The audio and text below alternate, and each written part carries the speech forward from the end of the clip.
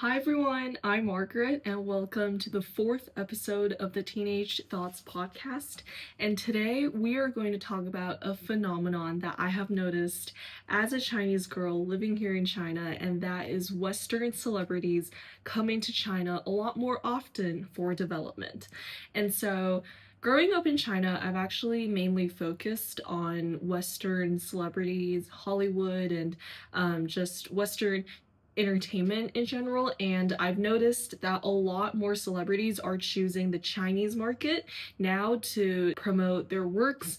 And so I feel like this is a phenomenon that will become a trend in the future. And so let's talk about it. And so I feel like the biggest reason as of why they're choosing China is that China is a very big consumer market. It has 1.4 billion in population, and we also have a growing middle class. And so this gives the celebrities enough capacity and economic capability to develop whatever that they have. And we also have one of the most influential customer bases, and so now more and more trends are also coming up on Chinese platforms. And so given this trend and this way of developing, celebrities might see this as a really big opportunity.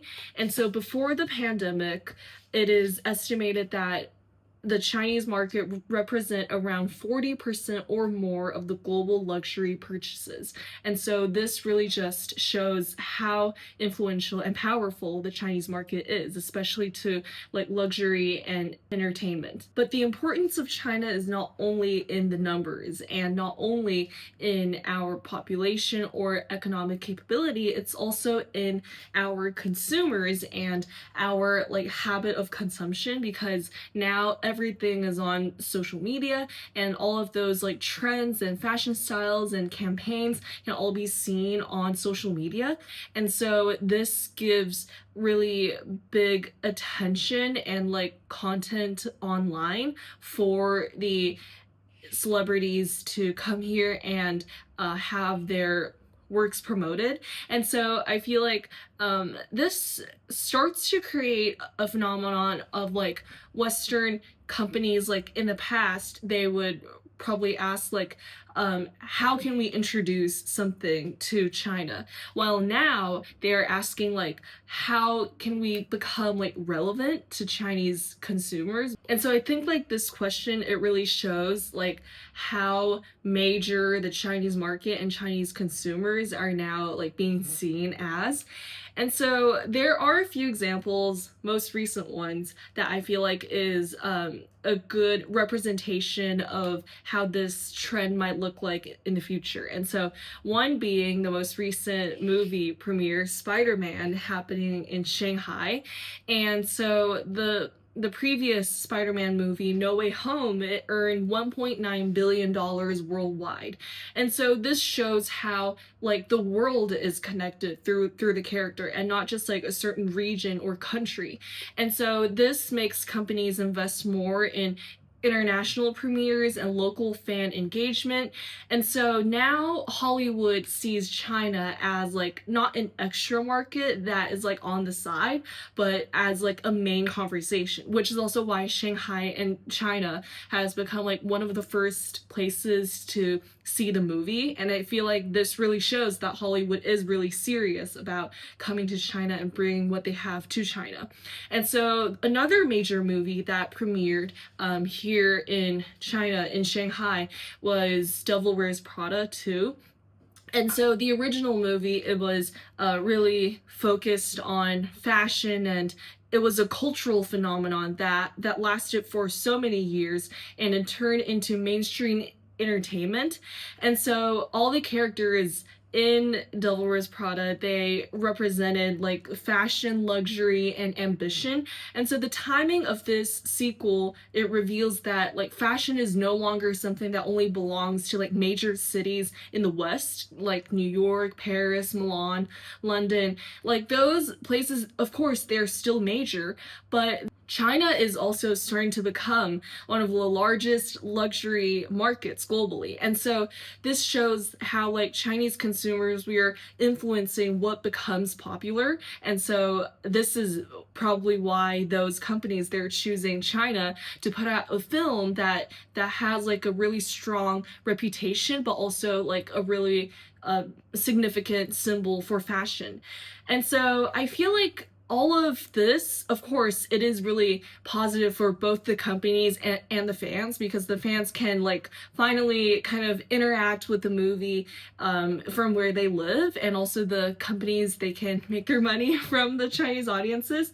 And so I feel like this will definitely continue for the next few years, but this kind of shifts like the focus of the companies from like what stories do we want to tell to what story will succeed everywhere, because this is only the start of globalization of entertainment. And once this trend continues to more countries and regions, this question will be asked a lot more. And I feel like it's important for us to like continue to make sure that art is still based on like what story do we want to tell, and like the meaning and the purpose behind it. And so of course, like all of those really big like IPs, I guess, like franchises, they are a source of nostalgia for a lot of audiences. And so I also like, for example, for me as a teenager, I was born in 2011, so I might not relate to like the craze of Devil Wears Prada because it was, you know, made well before I was born.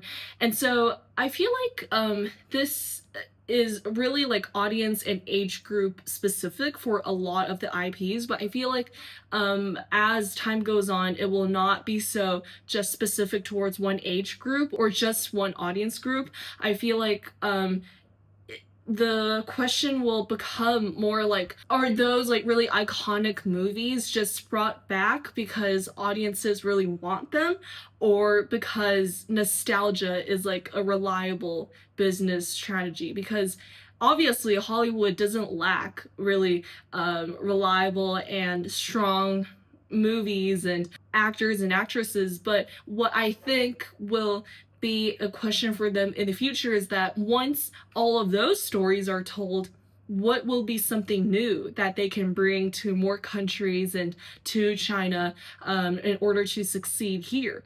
And so that is kind of like what I've noticed on the movies and Hollywood side. Another major example that I have noticed of Western celebrities coming to China for development is Rihanna with her brand Fenty Beauty. And the brand started out as with a focus on inclusivity and having many choices for the foundation powders.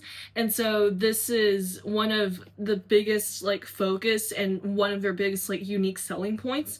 And so when they enter China, it is another stage for their development. And so China is obviously one of the world's biggest beauty markets. So given that, those really big brands, they can come into the Chinese market and see themselves as like a really major and known brand also here in China.